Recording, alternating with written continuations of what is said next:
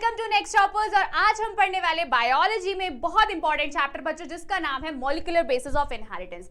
बच्चों वैसे तो ये चैप्टर काफी ज्यादा डिटेल में है, काफी ज्यादा डेप्थ में दिया गया है। क्यों? क्योंकि यहाँ हम पढ़ते हैं डीएनए के बारे में और कुछ एक्सपेरिमेंट्स। ठीक है, तो यार इस चैप्टर का वेटेज जो है बोर्ड एग्जाम में वो बहुत ज्यादा है। जैसे कि आपको पता ही है कि भैया 8 नंबर के जो है क्वेश्चन जो है वो यहीं से ही आते हैं।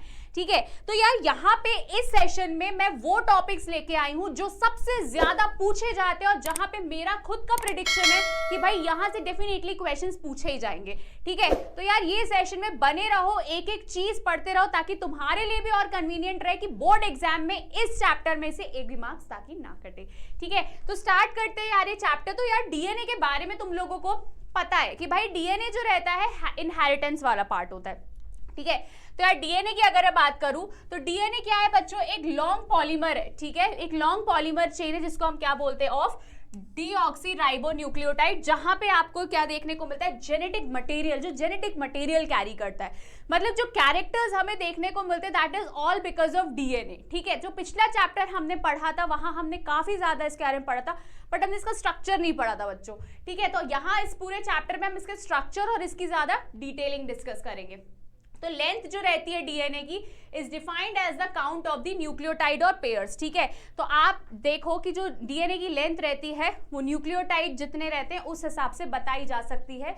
उसको हम क्या बोलते हैं बच्चों? Base pair. इंपॉर्टेंट टर्म में आपसे पूछा जा सकता है यार कि बेस पेयर क्या होता है। एंड डीएनए जो रहता है बच्चों वो एक जेनेटिक मटेरियल रहता है जितने भी ऑर्गेनिज्म का, लेकिन कुछ में आरएनए भी होता है। तो yes, except for the few exceptions like viruses where RNA is the genetic material, वहां पे डीएनए हमें देखने को नहीं मिलता है। ठीक है, सो न्यूक्लिक एसिड क्या होता है यार? न्यूक्लिक एसिड दो टाइप के होते हैं, एक डीएनए और एक आरएनए, जिसको हम डीऑक्सीराइबोन्यूक्लिक एसिड बोलते हैं एंड राइबोन्यूक्लिक एसिड बोलते हैं। तो डीएनए कैसा है? डबल स्ट्रैंडेड स्ट्रक्चर रहता है, कुछ इस टाइप से डबल हेलिकल फॉर्म में हमें देखने को मिलता है। And yes, it is a polynucleotide whose monomer unit are deoxynucleotide. ठीक है, now the length of DNA is determined by the number of the nucleotide, जो मैं आपको ऑलरेडी बता चुकी हूँ। वन बाय वन हम एक एक चीज डिस्कस करेंगे कि यार उसकी लेंथ है ना, डीएनए की लेंथ बेसिकली हमें कैसी कितनी देखने को मिलती है वो आगे चल के आगे वाली स्लाइड्स में डिस्कस करेंगे। रही बात आरएनए की, तो भैया आरएनए जो रहता है वो सिंगल स्ट्रैंडेड रहता है, कुछ इस टाइप से। ठीक है, so it is also a polymer, है ना, it is also polymer whose monomer unit is ribonucleotide. तो यार पूछा जा सकता है, आज भी मुझे पता है बहुत लोगों को कंफ्यूजन होता है डीएनए और आरएनए के फुल फॉर्म में, तो प्लीज कंफ्यूजन क्रिएट मत करना। ठीक है, अब यहाँ पे डिस्कस करते हैं न्यूक्लियोटाइड। तो यार यहाँ पे 3 चीज देखने को मिलती है। एक होता है नाइट्रोजनस बेस, एक होता है पेंटोज शुगर, ठीक है, जिसको हम राइबोज भी बोलते हैं, and very important phosphate group. ठीक है, तो यार ये 3 चीजें हमें देखने को मिलती है। नाइट्रोजनस बेस जो रहते हैं वो 2 टाइप के होते हैं बच्चों, एक होता है प्यूरिन, तो दूसरा होता है पायरिमिडीन। ठीक है, तो प्यूरिन में आ जाता है आपका एडेनिन एंड गुआनिन, पायरिमिडीन में आ जाता है साइटोसिन, यूरासिल एंड थाइमिन।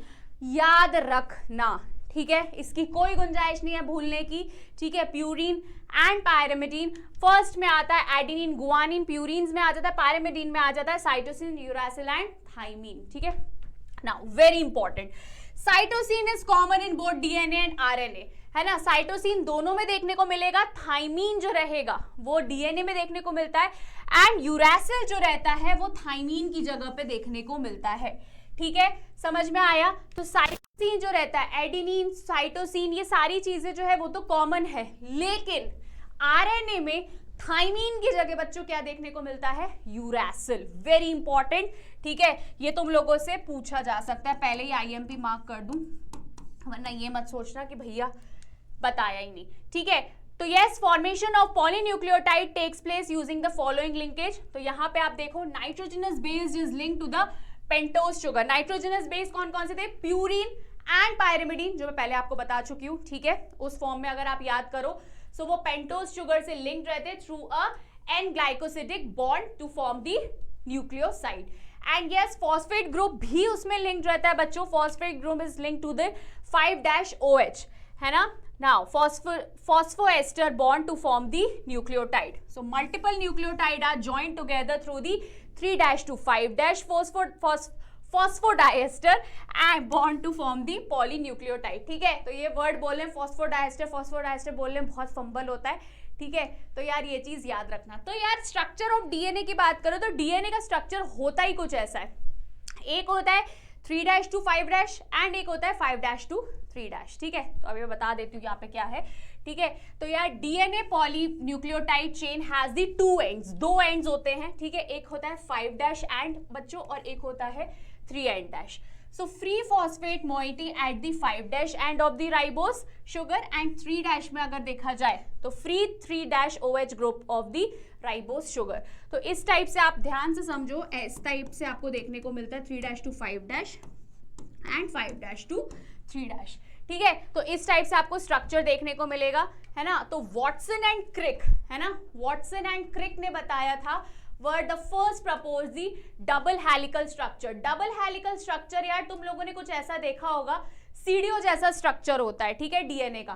तो double helical structure of DNA based on the X ray diffraction image captured by the Rosalind Franklin and the Maurice Wilkins. ठीक है, तो इन लोगों ने बताया गया था। ठीक है, तो उनने वही बताया कि उन्होंने जो कैप्चर किया था तो कुछ स्ट्रक्चर जो है वो कैसा दिखा था, डबल हेलिकल। ठीक है, डबल हेलिकल का मतलब क्या होता है, ये होता है। ठीक है, ठीक है, अब देखते हैं यार स्ट्रक्चर ऑफ डीएनए में कि यार वैसे तो मैं तुम लोग को ऑलरेडी बता चुकी हूँ कि डबल हेलिकल स्ट्रक्चर होता है। तो यहाँ पे ध्यान से देखो।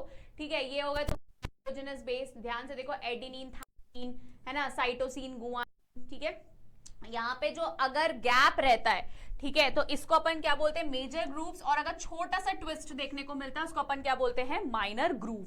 ठीक है, तो यहाँ पे अगर आप इनके बीच में डिस्टेंस देखोगे तो 3.4 नैनोमीटर देखने को मिलेगा। Pentose phosphate, sugar phosphate. ठीक है, तो यार इस तरीके से हेलिकल स्ट्रक्चर में जैसे कि मैंने पिछली स्लाइड बताया था 3' to 5', 5' to 3', वैसी सेम चीज जो है वो हमें यहाँ पे देखने को मिल रही है। ठीक है, तो यार यहाँ देखो कि DNA is composed of the 2 polynucleotide chain, 2 polynucleotide chain रहती है। ठीक है, sugar phosphate form the backbone and nitrogenous base जो रहता है वो आपको कैसे देखने को मिलेगा, हाइड्रोजन बॉन्ड से अटैच्ड होता हुआ दिखेगा बच्चों। ठीक है, so complementary base pairing is an important feature of the DNA structure. 2 polynucleotide chain have the antiparallel polarity, यही 5' to 3', 3' to 5' के बारे में बात करी गई है। सो 2 चेन जो रहता है वो राइट हैंडेड, उल्टा नहीं, राइट हैंडेड जो रहता है वो कॉइल्ड फॉर्म में देखने को मिलता है। And yes, very important, uniform distances में प्रेजेंट, यूनिफॉर्म मतलब इक्वल, सेम डिस्टेंस जो है बच्चों देखने को मिलता है between the 2 stranded of the helix. ठीक है, तो आपको यूनिफॉर्म डिस्टेंस देखने को मिलेगा। ठीक है, तो यहाँ पे अगर आप ध्यान से देखो तो राइट हैंडेड फॉर्म में जो है इनका कॉइल्ड रहता है ना स्ट्रक्चर, एंड हेलिक्स है 3.4 नैनोमीटर एंड देयर आर रफली 10 बेस पेयर्स, है ना। रफली यहाँ पे कैसे देखने को मिल रहा है, 10 बेस पेयर्स देखने को मिलते हैं हर एक टर्न में। जब जब एक टर्न आएगा तो वहां पे आप रफली बोल सकते हो कि 10 बेस पेयर्स प्रेजेंट रहते हैं। बीपी का मतलब होता है बच्चों यहाँ पे बेस पेयर। ठीक है, कंफ्यूज मत होना। ठीक है, बीपी का मतलब होता है बेस पेयर्स। ठीक है, तो यहाँ पे जो है 0.34 नैनोमीटर तक का हमें डिस्टेंस देखने को मिलता है हर बेस पेयर्स के बीच में। ठीक है, now very important, diameter of the DNA double helix is 20 armstrong and the length of double helical structure is 2.2 metre in humans. That is, ये पूछा जा सकता है, आईएमपी पहले ही लिख लो, 6.6 into 10 to the power -9 base pair into 0.34 into 10 to the power -9 m पर बीपी बेस पेयर। ठीक है, तो यार ये पता होना चाहिए, ये पूछा जाता है। Very important, sad sign, sad नहीं मतलब कि आएगा ही आएगा, एमसीक्यू में हमेशा पूछा जाता है बच्चों ये क्वेश्चन। ठीक है, ना पैकिंग ऑफ डीएनए हेलिक्स, तो यार तुम्हें ये डीएनए का स्ट्रक्चर दिख रहा है, वैसे तो ये तुम्हारी बुक में भी दिया गया है। ठीक है, तो ये तुम लोग को, हमें पता है यार जो डीएनए है पर्टिकुलर, अगर मैं डीएनए की बात करूं तो हमने सबसे ज्यादा, जब हम छोटे क्लास में थे तो हमने सेल चैप्टर में बहुत पढ़ा था इसके बारे में, याद होगा सबको। ठीक है, तो यार अगर मैं बात करूं, DNA is a very packed strategically to fit inside the nucleus. Prokaryote से बात करूं तो डीएनए जो रहता है वो क्या रहता है, DNA is organised into the loop held by the protein. ठीक है, तो यार ये जो रहता है न्यूक्लियोटाइड की मैं बात कर रही हूँ, तो डीएनए कहाँ प्रेजेंट होता है? प्रोकैरियोट्स यानी बैक्टीरिया में, न्यूक्लियोटाइड में, ठीक है। तो न्यूक्लियोटाइड की न्यूक्लियोइड हम पढ़ते हैं, ऐसा कुछ ऐसा स्ट्रक्चर सा रहता है न्यूक्लियोइड, वहां पे हम ये बोलते हैं कि यार ये जो है क्या है, यहाँ पे है प्रेजेंट डीएनए। लेकिन अगर बात करते हैं बच्चों यूकैरियोट्स की, ठीक है, तो यूकैरियोट्स पे ध्यान से सुनो, ये कैसे रहते हैं? पॉजिटिवली चार्ज बेसिक प्रोटीन्स रहते हैं, और उन प्रोटीन्स को हम क्या बोलते हैं? Histone protein. मार्क कर देते कुछ अलग कलर से, है ना। तो इनके पास, है ना, यहाँ पे ध्यान से देखो कि इनके पास पॉजिटिवली चार्ज प्रोटीन रहता है। डीएनए की बात कर रहे हैं हमारे अंदर, जिसको हम क्या बोलते हैं? Histone protein. And DNA wrapped around the histones, और किस फॉर्म में रैप रहता है? Octamer, that means group of 8 histone protein. Octa means 8 बोलते, तो 8 हिस्टोन प्रोटीन्स के फॉर्म में जो है ये सराउंडेड रहता है टू फॉर्म अ न्यूक्लियोसोम, और उसको हमने क्या बोला है? न्यूक्लियोसोम। और हर न्यूक्लियोसोम में बच्चों 200 बेस पेयर्स, ठीक है, 200 बेस पेयर्स जो है वो हमें देखने को मिलते हैं, ठीक है। डबल हेलिकल की अगर बात करूं तो अगर इसकी न्यूक्लियोसोम की बात किया जाए बच्चों, तो 200 बेस पेयर्स जो है वो देखने को मिलते हैं। So nucleosomes in chromatin are seen in the bread, है ना, बीड्स जैसा स्ट्रक्चर, नॉट ब्रेड, बीड्स जैसा स्ट्रक्चर। बीड्स पता है ना, गोल गोल गोल गोल जैसे स्ट्रक्चर के फॉर्म में हमें देखने को मिलते हैं। अगर आप उसको इलेक्ट्रॉन माइक्रोस्कोप के अंदर देखो, तो ऐसे तो ऑब्वियसली नहीं देखेंगे, बट इलेक्ट्रॉन माइक्रोस्कोप के अंदर देखोगे तो डेफिनेटली देखेंगे, ठीक है। समझ में आया पैकेजिंग ऑफ डीएनए, ठीक है। अब तो यार बच्चों यहाँ पे ना ये जो ग्रिफ्ट है ना, फेडरिक ने ना एक सिंपल सी कहानी ये करी कि यार जो निमोनिया कॉज करने वाले 2 स्ट्रेन है, उसका कहना ये था कि भैया जो एस स्ट्रेन वाला है ये है वायरुलेंट, मतलब ये डिजीज कॉज करेगा। तो सीधी सी बात है बच्चों, जो डिजीज कॉज करेगा तो वो माइस को तो मारेगा ही, लेकिन जो आर वाला है, आर स्ट्रेन वाला है, तो वहां पे क्या हुआ, जब उसने इंजेक्ट किया तो सिंपल सी बात थी कि यार माइस तो जिंदा रहना ही था, लेकिन उसने एक और चीज सोची कि यार मैं एस स्ट्रेन को अगर हीट किल कर दूं तब क्या होगा, अगर मैं माइस में इंजेक्ट करूंगा तो तब माइस जो रहेगा वो लाइव, मतलब जिंदा था। क्यों जिंदा था? क्योंकि उसने एस स्ट्रेन को हीट किल कर दिया था। फिर उसके बाद उसने क्या किया, वही सेम चीज लेके आर स्ट्रेन में तो जिंदा था माइस, तो वही उसने आर स्ट्रेन और ये मिक्स करके उसने अगेन माइस में इंजेक्ट किया। तो उसको तो उम्मीद थी कि यार वो जिंदा रहना चाहिए, क्योंकि यार यहाँ पे भी तो माइस जिंदा ही है हीट किल करने के बाद, और आर स्ट्रेन भी कुछ वैसी है कि यार लिविंग ऑर्गेन, वहां पे भी माइस जिंदा रहना चाहिए, क्योंकि वहां से तो डिजीज कॉज हो नहीं रही थी। लेकिन हुआ पूरा उल्टा। उस टाइम पे क्या हुआ कि माइस जो है वो मर गया, तो उसका यार दिमाग नहीं चल पाया कि भैया ये हुआ क्या एकदम से, कि मेरे को तो उम्मीद थी कि जिंदा रहेगा, है ना। अगर चलो सीधी सी कहानी एस स्ट्रेन की थी तो उसने चलो मान लिया था कि यार ये तो डिजीज कॉज कर रहा है, बाकी में तो कुछ ऐसा हुआ नहीं। तब उसका दिमाग ये चला कि यार यहाँ कुछ तो ऐसा ट्रांसफर हुआ है यहाँ से लेकर यहाँ में, जिसके कारण माइस जो है मर गया है। दैट्स वाई इसको क्या बोला गया? ट्रांसफॉर्मिंग प्रिंसिपल, ठीक है। इसलिए इसको क्या बोला गया इस एक्सपेरिमेंट को? ट्रांसफॉर्मिंग प्रिंसिपल, कि भैया कुछ चीजें ऐसी है जो इस स्ट्रेन से इस स्ट्रेन में पास ऑन हुई है, जिसके कारण जो है माइस मर चुका है, ठीक है। तो यस, दिस मस्ट बी, हो सकता है that is because of the genetic material, ठीक है। तो ये तो थी कहानी किसकी? आपके ग्रिफ्ट भाई की, ठीक है। अब हम यहाँ पे बात करते हैं हर्शी चेज एक्सपेरिमेंट। तो यार हर्शी चेज एक्सपेरिमेंट की सारी चीजें जो है ना बच्चों, जेनेटिक मटेरियल पे सब कुछ चल रहा है, ठीक है।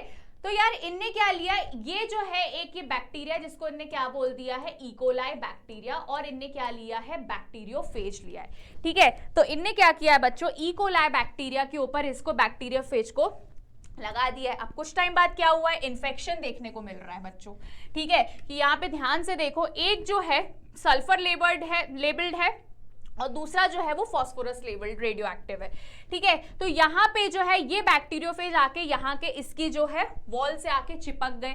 अब जब इसकी वॉल से चिपक गए तो सीधी सी बात है, ये उसको क्या करेंगे? इन्फेक्ट करेंगे, ठीक है। इनका जो जेनेटिक है वो यहाँ पे आ जाएगा, जेनेटिक मटेरियल।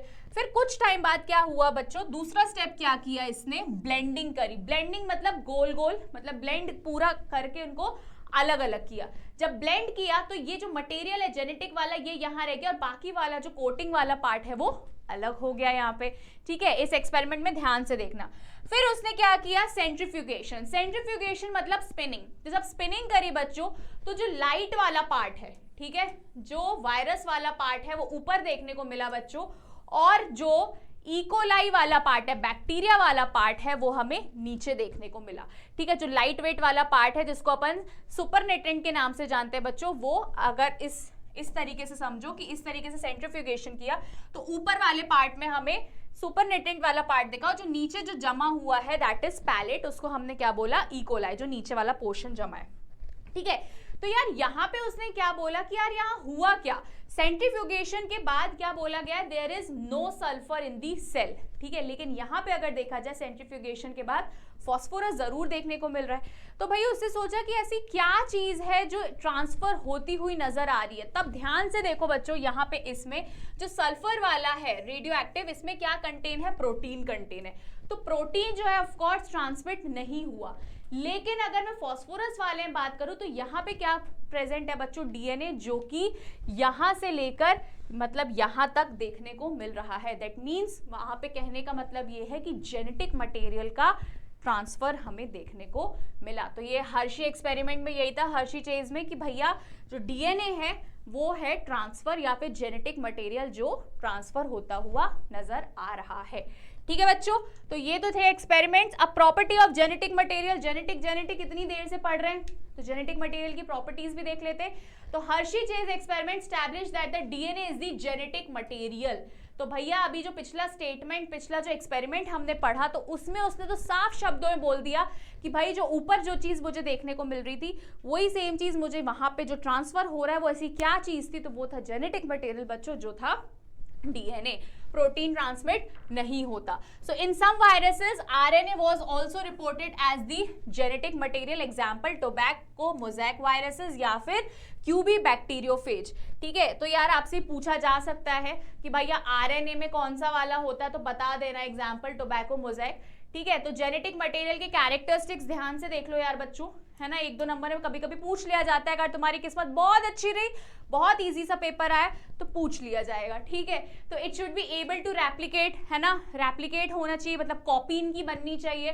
ठीक है, केमिकली एंड स्ट्रक्चरली स्टेबल होना चाहिए, should provide the scope for the slow changes that is mutation, and it should be able to express itself in the form of Mendelian characters। तो यार ये inheritance की कहानी कही गई है। ठीक है, तो उनमें भी उसमें भी वो चीज़ देखनी चाहिए। वैसे तो ये चैप्टर अपन ऑलरेडी पढ़ चुके हैं बच्चों। ठीक है, तो मुझे नहीं लगता कि मेंडेलियन कैरेक्टरिस्टिक्स पे तुम्हें कोई डाउट होना चाहिए। अब वहीं पे ही सवाल आपसे बच्चों पूछ लिया जाता है, आईएमपी पहले ही मैं लिख दूं कि भैया डीएनए और आरएनए में डिफरेंस बताओ। तो यार बच्चों डीएनए और आरएनए में बहुत डिफरेंस होता है। ठीक है, तो डीएनए जैसा कि हम जानते हैं यार कि ये कैसा है, डबल हेलिकल स्ट्रक्चर है except in some viruses. RNA जो रहता है वो सिंगल स्ट्रैंडेड रहता है। तो yes, it is the genetic material in all living organism, और ये जो रहता है कुछ वायरसेस में देखने को मिलता है। तो शुगर इज डीऑक्सीराइबोज एंड ये राइबोज रहता है। नाइट्रोजनस बेसिस कौन कौन से देखने को मिलते हैं, adenine, guanine, thymine and cytosine, and उसी जगह थाइमीन की जगह हमें क्या देखने को मिल जाता है बच्चों, यूरासिल देखने को मिल जाता है। So it is chemically less reactive and structurally more stable, and ये जो रहते हैं केमिकली मोर रिएक्टिव रहते हैं, स्ट्रक्चरली लेस स्टेबल रहते। So it occurs inside the nucleus and in some cell organelles, and ये जो रहते हैं small amount of RNA inside the nucleus, most of it found in the cytoplasm. तो यार ये चीज तो हमने सेल चैप्टर में ऑलरेडी पढ़ रखी है। यार इसको तुम लोग सबसे पहले इंपॉर्टेंट मार्क कर लेना बच्चों, सेंट्रल डोग्मा हमेशा पूछा जाता है कि यार सेंट्रल डोग्मा होता क्या है।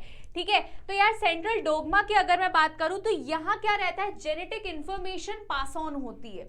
ठीक है, डीएनए से लेकर प्रोटीन, मतलब डीएनए फिर RNA and then protein. So yes, Francis Crick propose the central dogma molecule, जहां पे जेनेटिक मटेरियल पास होता है सबसे पहले कहां, डीएनए फिर आरएनए फिर प्रोटीन। लेकिन वहीं पे अगर मैं बात करूं कुछ वायरसेस में ये चीज क्या हो जाती है बच्चों, रिवर्स डायरेक्शन में हो जाती है। ठीक है, that is RNA to DNA, और इसीलिए अपन इसको क्या बोलते हैं, रिवर्स ट्रांसक्रिप्शन के नाम से भी जानते हैं। और इसमें एक एंजाइम रहता है प्रेजेंट जिसका नाम क्या है, रिवर्स ट्रांसक्रिप्टेज। ठीक है, रिवर्स ट्रांसक्रिप्टेज एंजाइम रहता है जो इसके लिए रिस्पॉन्सिबल रहता है। आईएमपी जरूर लिख लेना क्योंकि कंफ्यूजन होता है। DNA, RNA and protein normally central dogma है, लेकिन उसी का ही अगर हम रिवर्स कर दें, that means RNA to DNA, तो उसको हम क्या बोलते हैं, रिवर्स ट्रांसक्रिप्शन, या फिर और किस एंजाइम्स के थ्रू होता है, रिवर्स ट्रांसक्रिप्टेज के थ्रू। ठीक है। तो रेप्लिकेशन क्या होता है यार, रेप्लिकेशन सीधी सीधी सी कहानी है कि 1 से 2 बनना, है ना, मतलब वो रिप्रोडक्शन नहीं है, ठीक है। यहाँ पे जो है डीएनए की बात कर रहे हैं बच्चों, ठीक है। तो यहाँ पे क्या, Watson Crick suggested that 2 strands of DNA separate from each other, और वो किसकी तरह एक्ट करते हैं, जब वो अलग होते हैं तो वो टेम्पलेट की तरह एक्ट करते हैं, ठीक है। और जब जो मतलब टेम्पलेट की तरह एक्ट करेंगे ताकि नया कॉम्प्लीमेंट्री स्ट्रैंड बना पाए, ठीक है। तो यस, जब रेप्लिकेशन होता है तो DNA molecule would have parental, and जो नया बनता है उसको अपन सिंथेसाइज्ड स्ट्रैंड के नाम से जानते हैं, और इसको अपन क्या बोलते हैं, सेमी कंजर्वेटिव रेप्लिकेशन के नाम से भी जानते हैं, है ना। अब यार यहाँ पे तो कहानी ये थी कि यार डीएनए का मतलब रेप्लिकेशन की बात करी गई है, लेकिन कौन कौन सी चीजें या कौन कौन से एंजाइम्स इन्वॉल्व रहते हैं डीएनए के लिए वो देख लेते हैं बच्चों। तो सबसे पहले तो ये ध्यान में रखो, कुछ इस तरीके से डीएनए का रेप्लिकेशन होता है। तो यार डीएनए जो रहता है, मैंने बताया कि यार ये जो रहता है डबल स्ट्रैंडेड रहता है, ठीक है, डबल स्ट्रैंडेड स्ट्रक्चर रहता है। तो यार ये डीएनए इस तरीके से, और ये यहाँ आके खुल गया है ना, तो खुल गया, that is all because of the enzyme जिसका नाम क्या है, पॉलीमरेज, ठीक है। तो यार यहाँ पे ध्यान से देखो, तो हेलिक्स है ना, डीएनए हेलिकेज की बात कर रहे हैं, at the replication for helicase divide the 2 DNA strand, ठीक है। तो ये डिवाइड किसके कारण हो रहा है, हेलिकेज के कारण, एंड पॉलीमरेज का भी मेजर रोल होता है। So during the DNA replication, this enzyme catalyze the addition of the nucleotide, ठीक है, 5' to 3' and 3' to 5'। तो यहाँ पे ध्यान से देखो, ये जो एक स्ट्रैंड है जो खुला है वो 3' to 5' का है, मतलब ये वाला 5' है, 5' to 3'। तो जब बनेगा उसका अपोजिट वाला पार्टी बनेगा, ठीक है। तो यहाँ से जैसे कि मैंने बताया ना कि यार एक इस तरीके से जो रहता है वो हमें देखने को मिलता है। तो यार अब जो बन रहा है वो इस तरीके से बन रहा है। तो यार यहाँ पे आ गया क्या है, प्राइमर आ गया, इधर प्राइमेज एंजाइम आ गया, जिसके कारण जो है रेप्लिकेशन बच्चों हमें देखने को मिल रहा है, ठीक है।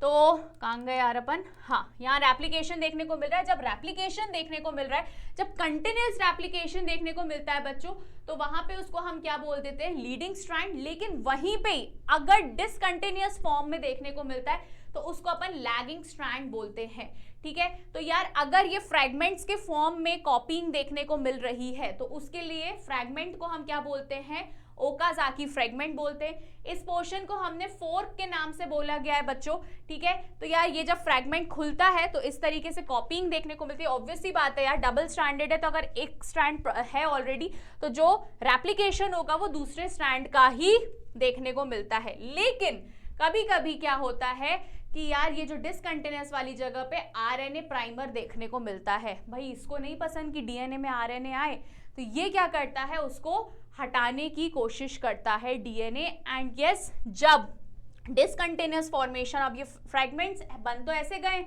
बीच बीच में गैप आ रहा है, अब इसको चिपकाने के लिए कौन सा एंजाइम बच्चों यूज होता है, डीएनए लाइगेज, ठीक है। तो यार ये तो था तुम्हारी machinery and enzymes of DNA replication, जो बहुत इंपॉर्टेंट है, पहले ही बता दूं, आईएमपी जरूर लिख लेना क्योंकि डायग्रामेटिकली जो है ये पूछा जाता है, ठीक है, ठीक है। तो यार अब देखते हैं ट्रांसक्रिप्शन। तो ट्रांसक्रिप्शन की अगर मैं बात करूं बच्चों, तो ट्रांसक्रिप्शन में हम क्या देखते हैं कि यार जो डीएनए जो जेनेटिक मटेरियल है उसका कॉपी होता है किसमें, आरएनए में, ठीक है। तो उसको क्या बोला गया है, ट्रांसक्रिप्शन बोला गया है, ठीक है। अब यहाँ पे ध्यान से देखो कि यार यहाँ पे 3 स्टेप होता है, एक होता है प्रमोटर, दूसरा स्ट्रक्चरल जीन एंड तीसरा इज टर्मिनेटर, ठीक है। तो यहाँ पे किसका बाइंडिंग होता है, एक एंजाइम का बाइंडिंग होता है बच्चों, जिसको हमने क्या बोला है, आरएनए पॉलीमरेज। स्ट्रक्चरल जीन में क्या होता है, कॉपिंग देखने को मिलती है। एंड लास्ट में टर्मिनेटर, जब एक्चुअली सीक्वेंस या कॉपिंग बन जाती है तो वो डिटैच हो जाता है, ठीक है। So this is the sequence at the end of the transcription unit that signals RNA polymerase to stop the transcription and detach from the DNA. DNA से वो डिटैच हो जाता है। तो यार ये 3 स्टेप्स में हमें देखने को मिल रहा है। दिस इज द प्रमोटर, यहाँ पे स्ट्रक्चरल जीन है, टेम्पलेट स्ट्रैंड है, फाइनली यहाँ पे क्या देखने को मिल रहा है बच्चों, टर्मिनेटर। फिर उसके अलावा प्रोकैरियोटिक ट्रांसक्रिप्शन की बात करें बच्चों, तो प्रोकैरियोटिक ट्रांसक्रिप्शन में 3 स्टेप्स, मेजरली 3 स्टेप्स देखने को मिलते हैं, इनिशिएशन, इलोंगेशन एंड टर्मिनेशन, ठीक है। तो यहाँ पे ध्यान से देखो यार, आरएनए पॉलीमरेज जो रहता है वो बाइंड होता है ताकि ट्रांसक्रिप्शन स्टार्ट हो जाए, इट इज अ एंजाइम, ठीक है। एंड यहाँ पे इलोंगेशन में वो चीज क्या होती है, आगे बढ़ती जाती है, एंड फाइनली टर्मिनेशन में वो चीज हमें खत्म होती हुई नजर आती है। Once the polymerase reach the terminator region, RNA polymerase bind with the termination factor, rho के नाम से जाना गया, टू टर्मिनेट द ट्रांसक्रिप्शन, ठीक है। तो यार ट्रांसलेशन क्या होता है ना, छोटा सा पार्ट है। It refers to the process of polymerisation of amino acids to form a polypeptide. So the order and the sequence of amino acids जो होते हैं उसको आप कैसे बता सकते हो, sequence of bases in the messenger mRNA, मतलब messenger RNA, and amino acids are joined by the bond which is known as peptide bond, ठीक है। तो जो अमाइनो एसिड जिस बॉन्ड से जुड़े होते हैं बच्चों, उसको अपन क्या बोलते हैं, पेप्टाइड बॉन्ड, जो आप 11th स्टैंडर्ड में पढ़ चुके हो, ठीक है ना। लैक ओपेरॉन में यार ये डायग्राम सबसे पहले देखो यार, कुछ इस तरीके से लैक ओपेरॉन में डायग्राम है, तुम्हारी बुक में दिया है। इससे रिलेटेड बहुत सारे क्वेश्चंस आ सकते हैं, पहले ही बता दूं, है ना। इसको सीरियसली ही लेना इस क्वेश्चन को, क्योंकि हमेशा 5 नंबर में जरूर देते हैं इस क्वेश्चन को, तो इस पे ज्यादा फोकस करना, इनफैक्ट इसके डायग्राम पे भी, ठीक है। तो यार इस तरीके से ये क्या है, रिप्रेसर मैसेंजर आरएनए, है ना, इसको आई यहाँ पे इंड्यूस बताया गया है, 1 minute. So lac operon consist of 1 regulatory gene जिसको आई से डिनोट किया गया है, 3 स्ट्रक्चरल जीन जिसको YZ अल्फा से बताया गया है, and gene I code for the repressor of the lac operon. So Z code भी देखने को मिल रहा है, बीटा गैलेक्टोसाइडेज भी है इसमें, ठीक है। तो यहाँ पे ध्यान से देखो, ये चीज नीचे आई रिप्रेसर mRNA, लेकिन ये किसके एब्सेंस में हो रही है, इंड्यूसर के। So yes, repressor bind to the operator region, जिसको O बोला गया, ये वाले रिप्रेसर जो रहेगा वो कहाँ जाके बाइंड हो जाएगा, O रीजन से, to prevent the RNA polymerase from the transcribing the operon. लेकिन अगर वहीं पे ही इंड्यूसर हमें प्रेजेंट होता हुआ नजर आया, तो यार ये सारी चीजें जो है, ये पहले तो इनएक्टिव रिप्रेसर कर देगा, इंड्यूसर अगर उसमें जुड़ गया तो, ठीक है, उसको इनएक्टिव फॉर्म में कर देगा। एंड ये लैक mRNA में क्या क्या चीजें रहेगी, beta galactosidase, primase and transcriptase. ये इंपॉर्टेंट है ना, तुम लोगों से ये 3 एंजाइम्स के बारे में पूछा जा सकता है, तो मेक श्योर इसको बहुत तुम लोग अच्छे से याद करो। ह्यूमन जीनोम प्रोजेक्ट क्या होता है, that launch in the 1990 to find out the complete DNA sequence of the human genome. तो यार बहुत पहले ही ये बता दिया गया था कि यार जेनेटिक इंजीनियरिंग टेक्निक के थ्रू जो है सीक्वेंस देखने के लिए जो डेटा वगैरह लगता है उसको अपन क्या बोलते हैं, ह्यूमन जीनोम प्रोजेक्ट, ठीक है। That bioinformatics to isolate and clone the DNA segments for determining the DNA sequence, ठीक है। तो डीएनए सीक्वेंस को डिटरमाइन करने के लिए ये ह्यूमन जीनोम प्रोजेक्ट जो है वो निकाला गया था 1990 में। अब क्या रीजन है, क्या गोल थे कि यार आइडेंटिफाई कर सके जीन, ऑब्वियस सी बात है यार, अब टेक्निक के थ्रू अपन जीन के सीक्वेंस देख रहे हैं बच्चों, तो पता भी लगा सकते हैं यार, है ना। Determine the sequence of the 3 billion chemical base pairs, है ना। स्टोर द इंफॉर्मेशन, डेटा के हिसाब से, डेटाबेस के हिसाब से आप इंफॉर्मेशन स्टोर कर सकते हो, ठीक है, इसके लिए, है ना। Improve the tools for the data analysis, transfer related information for the other sector, and to address the legal, ethical and social issues that में arise due to the project, ठीक है। तो यार ये सारी चीजें छोटी, मतलब ये कोई इतना वैसा नहीं है बच्चों, है ना, मतलब इतना ज़्यादा इस पर रॉकेट साइंस नहीं है, इसको थोड़ा सा आपको लर्न करना रहेगा, इतना ज़्यादा कुछ ऐसा हबड़ तबड़ वाला सीन नहीं है, ठीक है। तो यार ये तो था चैप्टर तुम्हारा, इसमें मैंने जैसे कि बताया यार बच्चों, मैंने वो चीज़ कवर करी है जो बहुत ही ज़्यादा इंपॉर्टेंट है बोर्ड पर्सपेक्टिव से, ठीक है। तो थोड़ा सा आप लोग उस हिसाब से ये चीज़ समझना कि हाँ ये जो टॉपिक्स मैम ने बताए हैं वो काफ़ी ज़्यादा इंपॉर्टेंट है और इससे क्वेश्चंस आ सकते हैं, ठीक है। सो इससे रिलेटेड कुछ क्वेश्चंस मैं तुम लोग के लिए लेके आई हूँ। Which of the following amino acids residue will constitute the histone code, तो lysine and arginine, and the main reason for the presence of both a leading and the lagging strand due DNA replication में, क्या reason है DNA replication में leading और lagging strand होने का, that is DNA polymerase can read only the direction of 3' to 5', इसीलिए ये important है, ठीक है। E coli the lac operon get switched on when, तो lactose is present and it bind to the repressor. यहाँ पे ध्यान से देखो, लैक्टोज यहाँ पे था, ठीक है, तो वही वाली कहानी करी गई है यार बच्चों। Lactose is the substrate for the enzyme beta galactosidase and it regulate the switching on end of of the operon, so lactose is responsible for this. ठीक है, तो भाई ये चीज ध्यान में रखना है ना, क्वेश्चन के थ्रू देखो पता भी चल गया फटाफट, है ना। असर्शन रीजन पे ध्यान से रखना यार, ठीक है। असर्शन में क्या है, in molecular diagnosis single stranded DNA और RNA tagged with the radioactive molecule called the probe. Reason, a probe is always search and hybridize with its complementary DNA in a clone of cell. So yes, assertion and reason are true and reason भी correct explanation है, ठीक है। इसके अलावा transcription का process पूछा गया, तो ऑफ कोर्स पहले promoter site sigma and RNA polymerase, ठीक है ना, यही सेम चीज पूछी गई डायग्राम के थ्रू। Now very important, in order to form the dinucleotide, यहाँ पे आपको बताना है during DNA synthesis which functional group at 3' must be free. Important है भाई हाइड्रोक्सिल, है ना, पता होना चाहिए भाई, ये क्वेश्चन पूछा गया है बहुत बार, ठीक है। जो जो क्वेश्चंस बच्चों मैं तुम लोगों को बता रही हूँ वो कहीं ना कहीं बार बार रिपीट हुए, पहली चीज़ ये। दूसरी चीज़ है ये मेरे खुद के प्रिडिक्शन है बच्चों, ठीक है। तो यार आपको वो चीज़ उस हिसाब से नहीं पढ़नी है कि यार कम है जल्दी जल्दी, ऐसा कुछ नहीं है। आपको उस हिसाब से पढ़नी कि यार इस टॉपिक से बोर्ड में डेफिनेटली आ सकता है, ठीक है। ये चीज़ हम ऑलरेडी डिस्कस कर चुके बच्चों डीएनए रेप्लिकेशन का, ठीक है। देन उसके बाद ट्रांसक्रिप्शन इन बैक्टीरिया, है ना, वो भी हम ऑलरेडी डिस्कस कर चुके। तो ये बच्चों यार ये जो इनिशिएशन प्रोसेस और बाकी सारे जो प्रोसेस हमने डिस्कस किए वो आपको अच्छे से रीड करना है, अच्छे से समझना है। कुछ चीज़ें ऐसी हो सकती है जहाँ पे आपको कंफ्यूजन हो सकता है, बट मेक श्योर वो चीज़ आप लोग बहुत अच्छे से पढ़ो एंड मेक श्योर वो चीज़ पढ़ो जो सबसे ज़्यादा इम्पॉर्टेंट है, ठीक है। तो यार बच्चों ये तो था तुम्हारा chapter molecular basis of inheritance. I hope ये चीज़ आपको समझ में आएगी। मेक श्योर आप लोग जो ये क्वेश्चंस है इसको बहुत अच्छे से करो, डोंट टेक इट लीनियंटली, ठीक है। So all the best for your exams, bye.